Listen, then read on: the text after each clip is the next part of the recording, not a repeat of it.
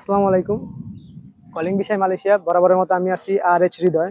তো একটা কোশ্চেন আর একটা কমেন্ট ইদারিং যাবত বেশি আসতেছে, সেটা হচ্ছে যে ভাই বর্তমানে কলিং ভিসার যে কোম্পানি ভিসাটা এটা খোলা আছে কিনা। তা আপনারা বর্তমান সময়ে সবাই জানেন যে মালয়েশিয়ার যে বর্তমানে যেসব ভিসাগুলা খোলা আছে এটা নিয়ে চলতেছে বাংলাদেশে বড় ধরনের প্রতারণা। এখন পর্যন্ত কোনো কর্মী আসতে পারে নাই মালয়েশিয়াতে, শুধু একটা ফ্লাইট আসছে।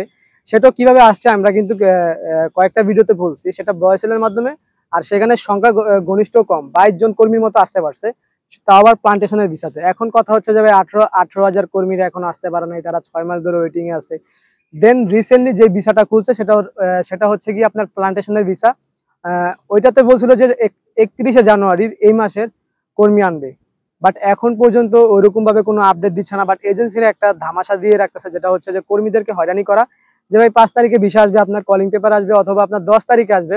কিন্তু আদৌ এটা কোনো অফিসিয়াল ঘোষণা না, বা এটা মালয়েশিয়া থেকে কোনো মালয়েশিয়ার ইমিগ্রেশনের যে ওয়েবসাইটটা আছে, আপনারা সবাই জানেন মালয়েশিয়ার ভিসা একমাত্র মালয়েশিয়ার ভিসার প্রসেসিংটা সবচেয়ে ধীরগতিতে হয়। আপনি যদি অন্য অন্য কান্ট্রি সাইটগুলো দেখেন, ব্রুনাই, সিঙ্গাপুর, দুবাই, সৌদি, যদি আপনি রিসেন্টলি নাম দেন সেক্ষেত্রে 3-4 মাসের মধ্যে আসা যায়।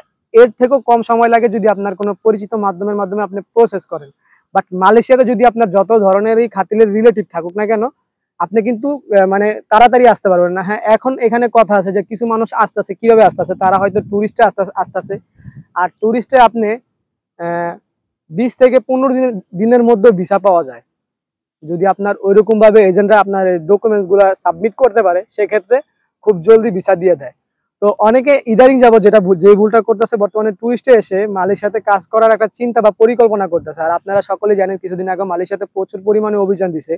তো এখন আপনাদের যে কোশ্চেনটা ভাই, তাহলে কোম্পানির ভিসাটা কবে খুলবে, আপনাদের সকলের কাছে একটা কোশ্চেন। দেখেন ভাই, বর্তমানে একটা ভিসাতে এখনই ঝামেলা চলতেছে, এরপরে 18,000 কর্মীরা বর্তমানে আন্দোলন করতেছে। তাদের আন্দোলন যদি তারা সরকার দেখে, সেক্ষেত্রে তাদের একটা আসার একটা হয়তো সিদ্ধান্ত দিবে, যে কোনো উপায়ে হোক তাদেরকে আনতে হবে, কারণ তাদের টাকাগুলা বর্তমানে এখন পর্যন্ত জমা আছে, অনেক কর্মী টাকা পায় না, এটা কিন্তু আমরা আন্দোলনের ভিডিওতে দেখছি। তারপরে এদের মধ্যে যারা হয়তো অন্যান্য কান্ট্রিতে চলে গেছে, যেটা আমি এর আগের ভিডিওতে বলছিলাম, তাদের জন্য একটা আলাদাভাবে ভিসা খোলা হবে, সেটা হচ্ছে রিপ্লেসমেন্ট ভিসা। আর আমি আগের ভিডিওতে বলছি আপনাদেরকে রিপ্লেসমেন্ট ভিসাটা কি। কোনো কর্মীর পরিবর্তে যদি আপনার ডকুমেন্টস গুলা মালয়েশিয়ার ইমিগ্রেশনে সাবমিট করা হয়, তাকে রিপ্লেসমেন্ট ভিসা বলে। যেমন আমি এক্সাম্পল দিয়ে বুঝাই, যদি আমি মালয়েশিয়াতে আসবো, এর মধ্যে যদি ভিসা সংক্রান্ত বন্ধ হয়ে যায়, আমার ডকুমেন্টস গুলা কিন্তু মালয়েশিয়ার সার্ভারে থাকবে।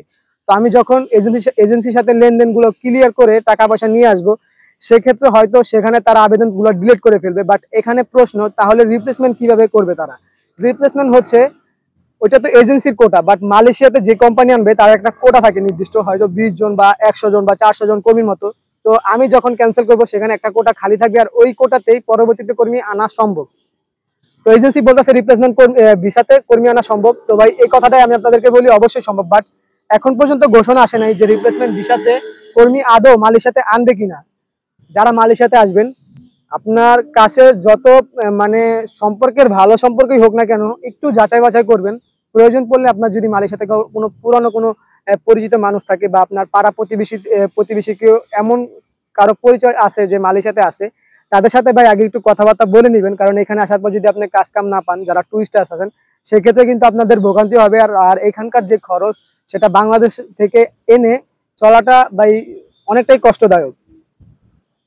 তো অবশ্যই আপনারা কমেন্ট করবেন, আপনাদের কোনো বিষয় জানার থাকলে আমি ট্রাই করি যে প্রতিদিন কাজ শেষে আপনাদেরকে আপডেট দেওয়ার, যতই ব্যস্ত থাকি। তো যদি আপনারা কমেন্ট করেন, সেক্ষেত্রে দেখা গেছে কি আমার ভিডিও করতে খুবই সুবিধা হয়, এবং আমি একটা টাইটেল বা একটা স্ক্রিপ্ট বানাতে পারি।